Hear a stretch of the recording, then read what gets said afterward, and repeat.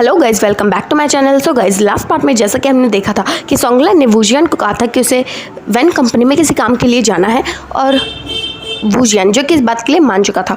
और दूसरी तरफ शुयांग ने भी वांग जी को कुछ ऐसे ही कहा था, बट वांग जी उसे तो वैन रोहन बिल्कुल पसंद नहीं था, बट फिर भी वो मान जाता है और सोचता है कि जो भी डील होगी वो उसे सीधा सीधा रिजेक्ट कर देगा। तो ये सोच के बस वो मान जाता है। फिर हम अब देखते हैं विंग जो कि सोंगलन के साथ अपनी कार में वैन कंपनी की तरफ जा रहा था और काफ़ी कुछ सोंगलन से जान रहा था उनके बारे में। और थोड़ी ही देर में उनकी कार जो कि कंपनी के बाहर आके रुकती है और वो दोनों मीटिंग हॉल की तरफ बढ़ जाते हैं।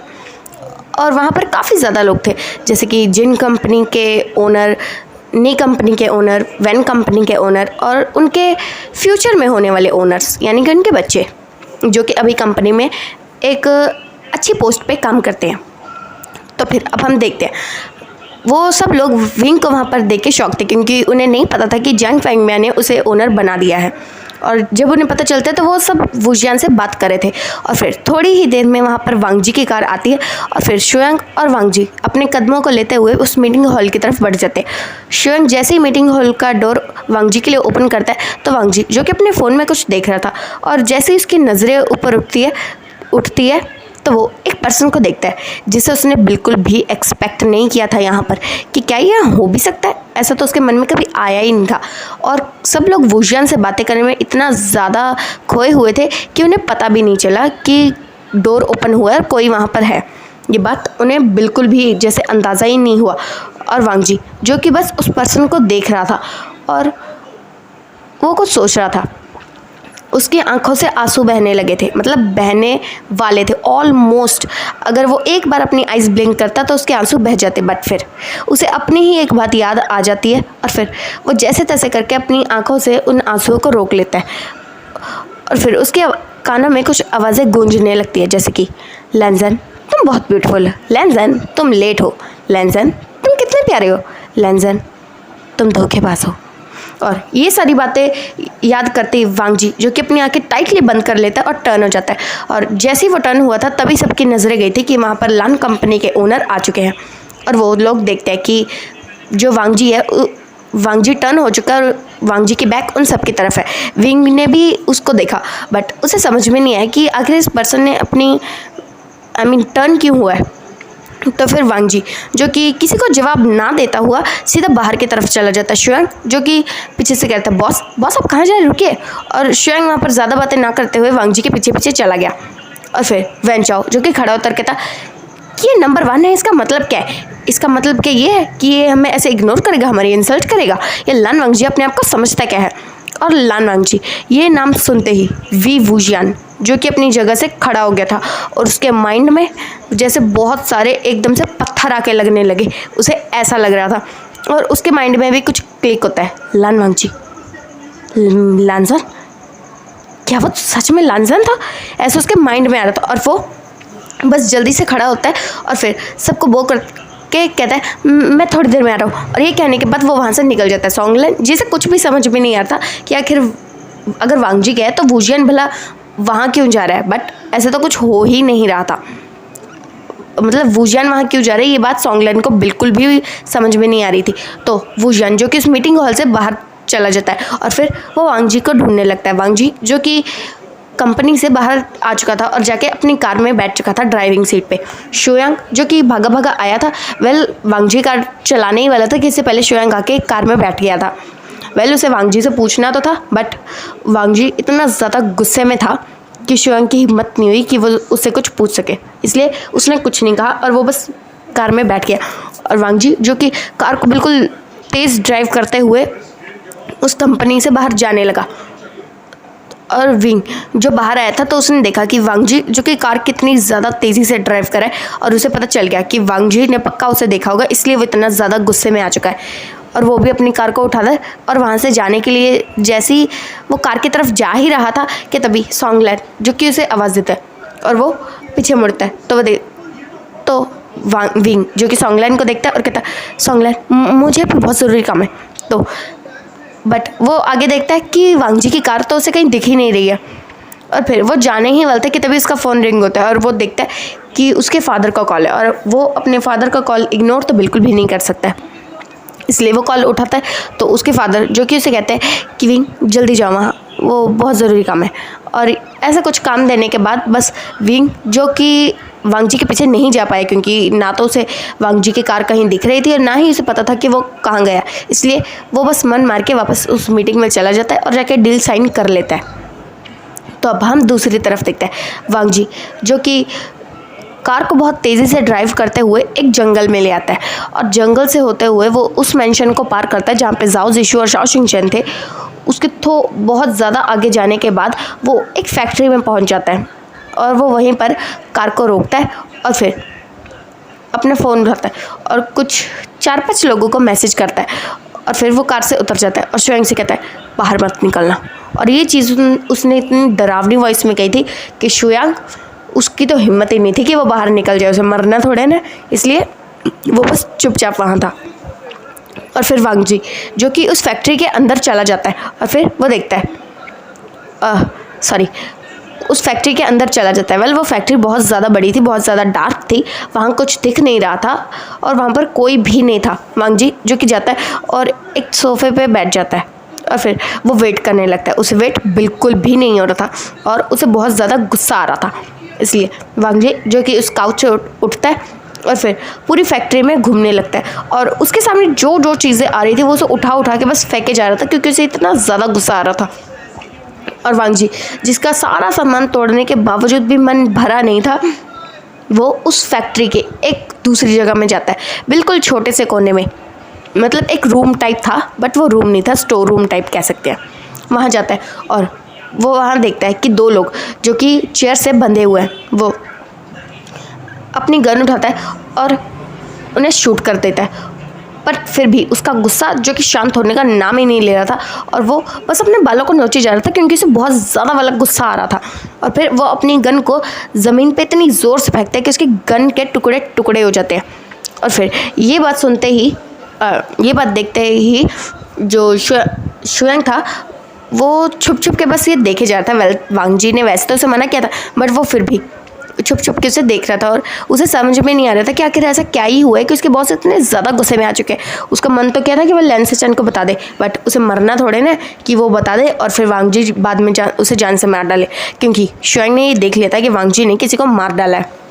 और फिर थोड़ी ही देर में वहाँ पर कुछ 3-4 कार्स आ चुकी थी और वहाँ से ब्लैक सूट्स में कुछ पर्सन उतरे थे जो जिनका चेहरा पूरी तरह से कवर था, और वो लोग जो कि अंदर चले गए थे। और शुयांग जिन्होंने उन्हें देखा था और फिर उसने सोच लिया कि अगर इन्होंने मुझे यहाँ देख लिया तो ये तो पक्का वांग जी सर को बता देंगे और मेरी मौत तो पक्की है, इसलिए वो चुपचाप जाके कार में बैठ चुका था।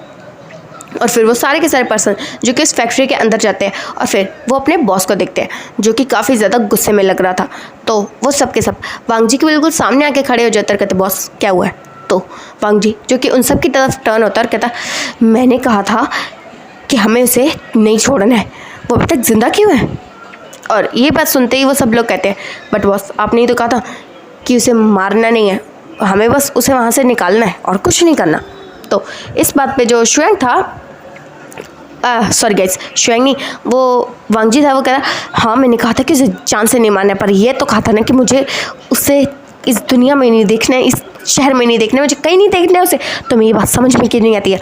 और ये चीज़ें वो बहुत ज़्यादा गुस्से में चिल्ला कर बोल रहा था। और वो लोग जो कि उसे कहते हैं बट बॉस आपने ही कहा था कि हम बस एक बार उसे वहाँ से निकाल लें, उसके बाद आपको जो करना है आप करेंगे, बट आप ये क्या कह रहे हैं। तो वांग जी जो कि इस बात से गुस्सा हो रहा था क्योंकि उसे पता था कि उसी ने कहा था कि उन्हें उसकी टीम को मारना नहीं है, बस कुछ भी करना है ताकि वो लोग वहाँ से निकल जाएं हमेशा हमेशा के लिए, और वो यही कुछ चाहते भी थे। और उसके बाद हम देखते हैं विंग जो कि अब जाके उसे पता चला था कि जो लान वांग जी है वो लान कंपनी का ओनर है, और ये बात अभी तक विंग को पता ही नहीं थी कि लान वांग जी जो है वो लान कंपनी का ओनर है। और ये बात सोच के उसे अपने आप पे ही गुस्सा आ रहा था कि वो कितना बड़ा बेवकूफ़ है कि उसे अभी तक ये बात पता क्यों नहीं थी, और उसे अपने आप पे बहुत ज़्यादा गुस्सा आ रहा था। और वो बस एक बार लान वांग जी से बात करना चाहता था, बट ऐसा लगता नहीं था कि लान वांग जी उससे बात करना चाहेगा, क्योंकि उसने वैन रोहान से और काफ़ी लोगों से वांग जी के नंबर के लिए बात की थी, बट उसे किसी से भी वांग जी का नंबर ही नहीं मिला, क्योंकि वांग जी जिसे किसी को अपना नंबर देना पसंद ही नहीं था। हार मान के आखिरकार उसने लैन सेचैन से बात की। वेल जब लैन से जाने उसे पूछा कि उसे वांगजी का नंबर क्यों चाहिए, तो उसने बस कोई बहाना कर दिया कि वो आए नहीं थे तो उन्हें उनसे बात करनी है। ऐसा करके बहाना करके उसने वांगजी का नंबर ले लिया। बट वांगजी जिसने कॉल उठाया ही नहीं, और इस बात से जो विंग था वो और ज़्यादा परेशान हो रहा था, क्योंकि उसे सच में वांगजी से बात करनी पड़ेगी, क्योंकि अगर उसने बात नहीं की तो पता नहीं क्या ही हो जाएगा। इसलिए वो बहुत ज़्यादा परेशान था। और इसी परेशानी में वो आखिरकार पूरे दिन वांगजी को ढूंढ के इतना ज़्यादा थक गया कि वो बस घर आ गया। उसने काफ़ी बार कोशिश की बट उसे वांगजी कहीं भी नहीं मिला, और इसलिए उसने फिर इस बारे में कुछ नहीं कहा। उसने सोचा कि कल क्यों ना वो लैन कंपनी में जाके लान वांगजी से मिले, ऐसा उसने सोच लिया था। तो उसके बाद फिर विंग जो कि अपने घर आ चुका था और आज उसका मूड कुछ ठीक नहीं लग रहा था, इसलिए जियांग चैंग जो कि वांगजी विंग के पास जाता है और कहता, गगा आपको कुछ हुआ है क्या? तो इस बात पे विंग जो कि उसे देखता और कहता, नहीं कुछ नहीं। और ये कहने के बाद वो अपने रूम में चला गया था, बट उसकी शक्ल से साफ साफ पता चल रहा था कि वो किसी बात की वजह से बहुत ज़्यादा परेशान है। बट किसी ने भी उसे परेशान करना तब ज़रूरी नहीं समझा। उसके बाद थोड़ी देर में वो लोग डिनर करते हैं और विंग जो कि सोने चला जाता है। बट उसे बिल्कुल भी नींद नहीं आ रही थी, क्योंकि उसे चिंता हो रही थी, क्योंकि वो ये बात बहुत अच्छे से जानता है कि अगर वांगजी को गुस्सा आ जाए तो पता नहीं वो अपने साथ या किसी और के साथ क्या ही कर दे। इसलिए विंग जो बहुत ज़्यादा परेशान हो रहा था, क्योंकि उसे ये बात का पूरा आइडिया था कि वांगजी को विंग को देखकर वहाँ ज़रूर बहुत ज़्यादा वाला गुस्सा आया होगा, और ये बात उसे बहुत ज़्यादा हर्ट करी थी अंदर तक कि उसकी वजह से वो इतना ज़्यादा गुस्से में है। पर अगर उसने अपने आप को कुछ कर लिया तो विंग सच में अपने आप को कभी माफ़ नहीं कर पाएगा, और ऐसा ही वो सोच रहा था। और फिर काफ़ी देर तक सोचने के बाद भी जब उसे फिर कुछ भी समझ में नहीं आता, नींद भी नहीं आ रही थी, कुछ नहीं हो रहा था, तो फिर वो अपना फ़ोन उठाता है और उसके फ़ोन पे एक मैसेज था जिसे देखकर वो सोच रहा था, इसे भी अभी होना था, मुझे अभी वहाँ नहीं जाना, मैं इतना ज़्यादा परेशान हूँ। और फिर वो काफ़ी ज़्यादा गुस्सा हो चुका था, बट अब इस बारे में कुछ नहीं कर सकता, उसे जाना ही पड़ेगा। और उसके बाद वो उठता है और फिर अपना लॉन्ग ब्लैक कलर का कोट पहनता है और अपने घर से छुपते हुए बाहर निकल जाता है। और बाहर एक ब्लैक कार उसका इंतज़ार कर रही थी, तो वो उस कार में जाके बैठता है और फिर थोड़ी ही देर में वो एक बड़ी सी फैक्ट्री के पास आके रुक जाता है। और वो उस फैक्ट्री के अंदर जाता है तो वहाँ 4 से 5 लोग थे। तो विंग उन्हें देखता है और फिर कहता है, क्या हुआ, ऐसी भी कौन सी आफत पड़ गई थी जो तुम लोगों ने मुझे इतनी जल्दी यहाँ बुलाया? तुम्हें पता भी है कि मुझे कितना ज़्यादा काम है और मैं कितना ज़्यादा परेशान हूँ आज। और ये सारी बातें वो बहुत ज़्यादा गुस्से में कह रहा था। तो वो जो लोग थे वो उससे कहते हैं, अगर आज आप यहाँ नहीं आते ना तो हम सब बर्बाद हो जाते। तो इस बात पे जो विंग था वो उन्हें घूर के देखने लगता है और फिर कहता, मतलब क्या है? तो इस बात पे वो लोग कहते हैं, आपको पता भी है हमारे राइवल वो द ग्रेट हैंगवांग जुन वो हम पे हमला करने वाले हैं, और मुझे तो लगता है कि वो यहाँ आ भी चुके हैं। तो इस बात पे जो विंग था वो कहता है, क्या हैंगवांग जुन, क्या तुम पागल हो चुके हो? वो तो हमें जानता भी नहीं है, हम उसे नहीं जानते, हम कभी मिले भी नहीं हैं, तो वो हमारे पास क्यों आ रहा है? इस बात पे वो लोग कहते हैं, हमें नहीं पता, बट वो यहाँ आ रहे हैं। और आप तो जानते हैं जब से वो यहाँ आए हैं तब से आप माफिया किंग बन नहीं पा रहे हैं। अच्छा भला हम लोग माफिया बनने वाले थे, बट वो लोग उसकी टीम बीच में आ गई, इसलिए अभी तक माफिया किंग ने चुना नहीं है कि वो आपको माफिया किंग बनाएगी या उस हैंगवांग जुन को। बट बॉस, हमें लगता है कि माफिया किंग के लिए एलिंग पैट्रियाट ही बेस्ट है। हैंगवांग जुन वो तो लगता नहीं इस काबिल है। अभी उन्हें आए हुए वक्त ही कितना हुआ, सिर्फ 2.5-3 साल। हम यहाँ 6 सालों से 6 से भी पहले से कुछ 6-7 साल से हम यहाँ आए, और अच्छा भला उन्हें हम पर विश्वास हो गया था। बट ये हैंगवांग जुन जो कि बीच में आ चुका है और अब वो अपनी टीम को लेकर हम पे हमला करना चाहता है, पता नहीं क्यों। और ये वाली जो सारी बातें थी विंग चुपचाप सुन रहा था और फिर वो कहता है, हैंगवांग जुन उसे मुझसे क्या चाहिए? तो इस बात पे वो लोग कहते हैं, हमें क्या पता कि उसे आपसे क्या चाहिए, पर मुझे तो लगता है कि वो आपको मार के खुद माफिया किंग बनना चाहता है, इसलिए वो हम पे हमला कर रहा है। तो इस बात पे विंग थोड़ा सोचता है और फिर कहता है, माफिया किंग, अगर उसे माफिया किंग बनना होता तो वो पहले मुझसे डील कर सकता था जब हमने उससे बात करने की कोशिश की थी, बट उसने तो हमें सीधा इग्नोर कर दिया था। और वैसे भी आज तक हम कभी मिले नहीं, तो हमें कैसे पता कि उसे सच में यही चाहिए, हो सकता है कि उसे कुछ और चाहिए हो। बट वो लोग कह रहे थे, बात चाहे कुछ भी हो, बट बात अभी सिर्फ इतनी सी है कि हैंगवांग जुन हम पे हमला करने वाले हैं, तो हमें तैयारी करनी होगी। और उनकी ये बात ख़त्म हुई ही थी कि वहाँ पर गोलियों की आवाज़ें आने लगती है और उन्हें पता चल जाता है कि द ग्रेट हैंगओंग जुन ने अपनी टीम के साथ मिलकर उन पर हमला कर दिया। और फिर उन्हें दिख ही नहीं रहा था, इतना ज़्यादा अंधेरा था कि उन्हें दिख ही नहीं रहा था कि गोलियाँ चल कहाँ से रही है और क्या हो रहा है। और गोली जो कि बुलेट जो कि बस यहाँ वहाँ चल रही थी बट अभी तक किसी को लगी नहीं थी। और फिर वो लोग उस फैक्ट्री से बाहर निकल जाते क्योंकि उन्हें पता था कि अगर ज़्यादा देर तक यहाँ पे ऐसा लगता रहा तो वहाँ पे काफ़ी सारे पेट्रोल के ड्रम है, यहाँ पे ब्लास्ट हो सकता है। इसलिए वो उस फैक्ट्री से बाहर आते और फिर वो उस जंगल में उन लोगों को ढूंढने लगते हैं जो उन पे हमला कर रहे हैं। और फिर वो ढूंढ रहे होते और तभी विंग जे उन लोगों ने बाहर आने से पहले अपना पूरा का पूरा चेहरा कवर कर लिया था। वैसे तो इतना अंधेरा था कि अगर वो किसी के सामने चले जाए तो भी उनका चेहरा ना दिखे, बट उसके बावजूद भी उन सब ने अपना चेहरा कवर किया था। और फिर वो जैसे ही वो जंगल बढ़ रहे थे हम एक एक करके हमले होने लगते हैं, कभी गन से तो कभी दूसरे हथियारों से उन पे हमले होने लगते हैं और उन्हें काफ़ी हद तक चोट लग भी चुकी थी। और फिर जो विंग था वो भी ढूंढ रहा था क्योंकि अंधेरे में वैसे भी कुछ दिख नहीं रहा था, तो उसने टॉर्च जगाई, टॉर्च का इस्तेमाल किया और फिर वो जंगल में हर जगह टॉर्च करके ये देख रहा था कि आखिर हैंगओंग जुन कब से ऐसे हमला करने लगे। क्योंकि जहाँ तक वो हैंगओंग जुन को जानता है वो काफ़ी ज़्यादा उसूलों के पक्के हैं कि वो तो मतलब ऐसे तो हमला करते ही नहीं है, वो भी बिना किसी वजह के। माना कि उन्हें माफिया किंग बनना है बट इसका मतलब ये तो बिल्कुल नहीं है कि वो अपने उसूलों को तोड़ के फिर ऐसे किसी पे अचानक से हमला कर देंगे। क्योंकि जहाँ तक उसने हैंगओंग जुन के बारे में सुना है ये बात तो बिल्कुल ही गलत है और यही बात उसके दिमाग में चल रही थी। तभी उसके पास एक नाइफ़ जो कि आती है और उसके हाथ पे लग के सीधा नीचे गिर जाती है। विंग जो कि अपनी सोचों में गुम था इसलिए उसे इस बात का अंदाज़ा भी नहीं हुआ था कि सच में उसके आसपास कोई है और उस पर हमला कर रहा है। इस बात का उसे बिल्कुल भी अंदाज़ा ही नहीं था। बट जब उसे चोट लगी तो फिर उसकी टॉर्च उसके हाथ से गिर गई और फिर वो सारी जगह देखने लगा। तभी एक पर्सन जो कि उसके पीछे आ गया और फिर उसने उस पर पीछे से हमला करने की कोशिश की बट विंग उसने ये आहट पहचान ली थी और इसलिए वो भी टर्न हुआ और फिर वो लोग हाथों से फाइट करने लगे। और काफ़ी देर तक फाइट करने के बाद जो वो पर्सन था वो विंग को शायद मारना चाहता था या शायद नहीं, क्योंकि उसने कोई भी ऐसा हमला नहीं किया था जिसकी वजह से विंग को कोई मेजर इंजरी हो जाए। वो बस शायद ऐसा चाहता था कि उसे कुछ तो हो जाए जिस वजह से वो आगे ना चल पाए। बस ऐसे ही उसके दिमाग में कुछ चल रहा था क्योंकि शायद वो उसे यहाँ देखना पसंद नहीं कर रहा था या ऐसे ही कुछ। फिर वो लड़ रहा था और उसे ये बात बिल्कुल भी पसंद नहीं आ रही थी कि जो इलिंग पैट्रियट है वो उसके सामने टिक रहे हैं। और विंग को ये बात पता ही नहीं चल रही थी कि आखिर ये पर्सन है कौन, कि क्या ये द ग्रेट हैंगओंग जुन है जो खुद इलिंग पैट्रियट से लड़ रहे हैं। और ये बातें उसे बिल्कुल भी समझ में नहीं आ रही थी।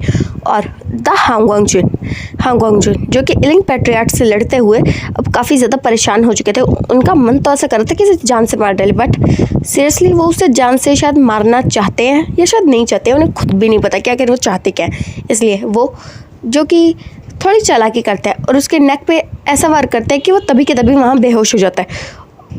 और फिर हैंगओंग जुन जो कि शायद उसकी तरफ बढ़ रहे थे उसे अपने साथ लेके जाने के लिए, लेकिन तभी उसने कुछ आवाज़ें सुनी जैसे कि उसकी टीम उसकी तरफ आ रही है। तो वो उसे लेके तो जाना चाहता था बट वो उसे लग रहा था कि वो लोग बहुत ज़्यादा पास आ चुके हैं, इसलिए वो वहाँ से बिना उसे लिए बस उसे एक बार गुस्से में घूर के चला जाता है। और फिर उसकी टीम जो कि वहाँ आ जाती है और वो देखते हैं कि इलिंग पैट्रियट जो है वो बेहोश हो चुके हैं। और उन्हें तो यकीन ही नहीं हो रहा था कि क्या हैंगओंग जुन क्या सच में हैंगओंग जुन थे, क्योंकि वो तो कभी ऐसा करते ही नहीं है। और इसलिए वो लोग इस बात से बहुत ज़्यादा कंफ्यूज थे कि क्या ये सच में वो थे या फिर उनके नाम का किसी ने ऐसा यूज़ किया होगा। ये बात उन्हें बिल्कुल भी समझ में आ ही नहीं रही थी। फिर वो विंग को उठाते हैं और फिर अपने विला में ले चलते हैं, यानी कि उनके माफियाज़ वाले विला में। उस विला में विंग जो कि एक कमरे में था और बेहोश था और थोड़ी देर में जब उसे होश आता है तो वो देखता है कि वो अपने उस विला में है जहाँ पर वो अपने माफिया के काम के लिए आता है और वहाँ पर आज कोई भी नहीं है। तो वो रूम से बाहर जाता है तो देखता है कि उसके सारे वो लोग जिन पर वो विश्वास करता है, जो उसकी टीम है, वो आज यहाँ उसका इंतज़ार कर रही है। तो वो नीचे आता है और कहता है, तुमने पता क्या वो सच में हैंगओंग जुन थे या फिर कोई और बात है। तो इस बात पे वो लोग उसे देखते हैं और फिर कहते हैं, बॉस हमें पता नहीं चला कि वो हैंगओंग जुन थे या नहीं थे, सच में हमें कुछ भी पता नहीं चला। और विंग ये बात सुन के काफ़ी ज़्यादा परेशान हो रहा था, क्योंकि अगर सच में ये हैंगोंग जुन ने किया है तो उसे इस बात का बदला चाहिए। बट जितना उसे हैंगोंग जुन के बारे में पता है तो उसे नहीं लगता कि उन्होंने ऐसा किया होगा, इसलिए वो नहीं चाहते कि अगर सच में कोई गलतफहमी हुई तो इस वजह से उन दोनों की टीम्स के बीच में झगड़ा हो जाए। वैसे भी वो दोनों एक दूसरे को पसंद नहीं करते, वो कभी मिले नहीं हैं, बट फिर भी वो दोनों एक दूसरे के काम में टांग अड़ाते रहते हैं ताकि जो माफिया किंग है वो उन दोनों में से किसी को माफिया किंग बना दे। ऐसा विंग का मानना है कि हैंगोंग जुन इसलिए आए हैं।